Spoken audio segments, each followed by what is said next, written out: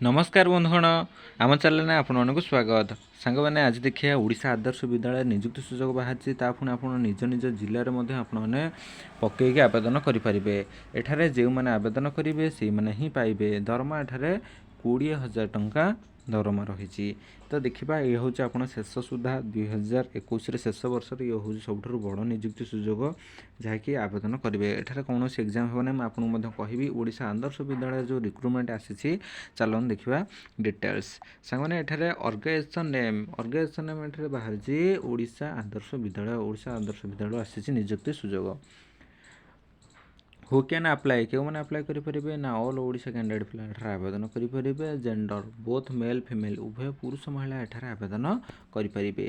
सांग मैंने एठारे सैलरी जो मिल केते मिल ना 20,000 रु 40,000 एठारे मिल 20,000 रु 40,000 पर मंथ आपको मिल जहाँकि एठारे सम जो कैटेगरी रही पोस्ट 20,000 रु 40 एठारे अलग अलग पोस्ट अलग अलग दरमा रही।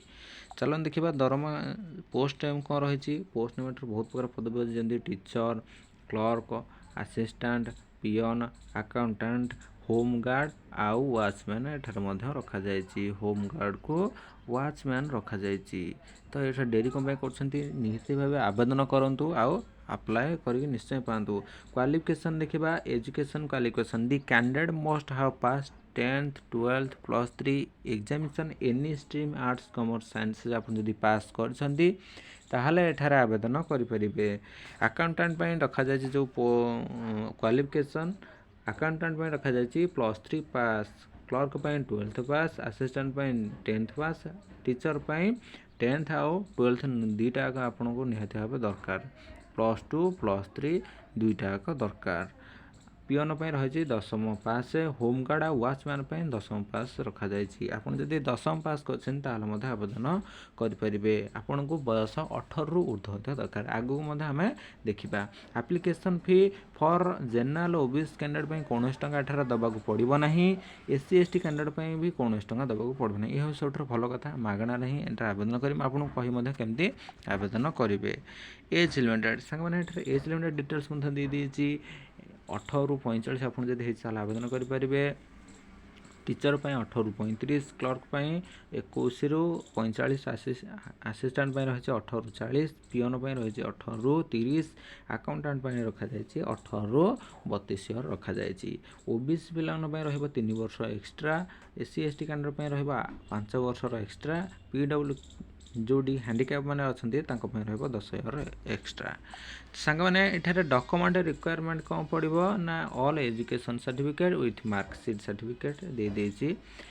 पासपोर्ट साइज एठार फोटो दरकार resident certificate caste certificate 1 ID proof Aadhaar card voter card PAN card निहत भाव दरकार। Selection process for home guard home guard आउ पियन मार्क बार्षिक नो एग्जाम कौन एग्जाम हो ना डॉक्यूमेंट वेरिफिकेशन हम कौनटा ना पियन आउ होमगार्ड एठार जो सिलेक्शन प्रोसेस मार्क बार्षिक और डॉक्यूमेंट वेरिफिकेशन। सांग मैंने सिलेक्शन रही जो प्रोसेस एग्जामिनेशन हम कौन ना अदर पोस्ट आउ जो बाकी रिसेंट पोस्ट रहा एथर आपको एग्जाम देवाक पड़ो आ डॉक्यूमेंट वेरिफिकेशन हेल्ले आवेदन करेंगे। हाउ टू अप्लाई केमिति अप्लाई करेंगे एठार सांग मैंने कहुई ओडिशा आदर्श विद्यालय संगठन आपन जो 1749 पोस्ट बाहरी नॉन टीचिंग स्टाफ आपण को ऑनलाइन रजिस्ट्रेशन करा पड़ो। ऑनलाइन रजिस्ट्रेशन कौन कर ना वेबसाइट माध्यम आपको oaveducation.in आप मारे 28 तारीख रू स्टार्ट हो 6 जनवरी 6 तारीख रही लास्ट तारीख देखो लास्ट डेट ऑनलाइन रजिस्ट्रेशन रखा जाए 5 फेब्रुआरी 2022 पर्यंत रखा जाए। एठार जो एप्लिकेशन फी सबमिटेड आप डेबिट कार्ड क्रेडिट कार्ड रखा जहाँ भी आप डाउट रहा आप कमेंट करूँ आम व्हाट्सएप ग्रुप निहाती भाव जॉइन करूँ से आपको देदेछि डिटेल्स आउ वेबसाइट आउ थे निहाती भाव चेक करूँ वेबसाइट आहरी कौन लिखा जाए पीडीएफ मुझे लिंक आप निहाती भाव डाउनलोड करूँ।